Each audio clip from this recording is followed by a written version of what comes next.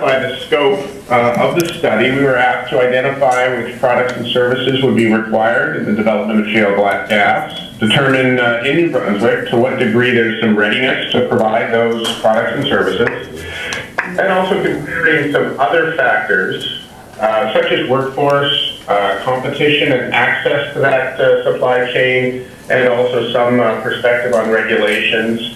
Important to note on that front, we were looking at New Brunswick's regulations to identify any unique activities which might be required in our jurisdiction that may not be required elsewhere.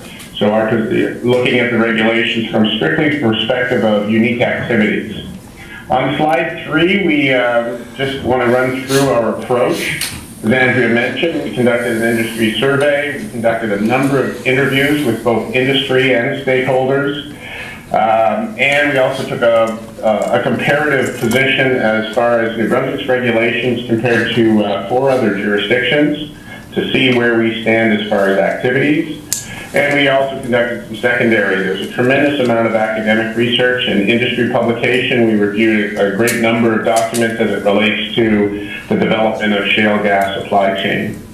We also have some very strong in-house expertise with a strong oil and gas practice both in Canada and the U.S., plus a geological practice called AJM Deloitte, which is actually focused on unconventional gas. They're based in Calgary, so our internal expertise complemented that.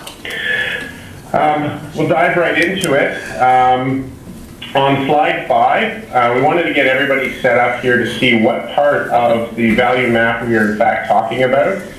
This is a very typical energy value map. You can see on the far left, we talk about energy inputs such as natural gas, oil, coal, and oil sands, wind, solar, water, nuclear, so non-renewable and renewable.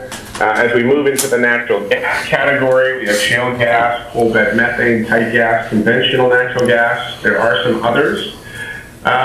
And then we move into what we would typically in the industry refer to as the upstream portion. And that's really the focus of the study. What is the upstream portion of shale gas specifically? You'll see that highlighted box identifies a number of key activities and stages, and we'll go into those in detail.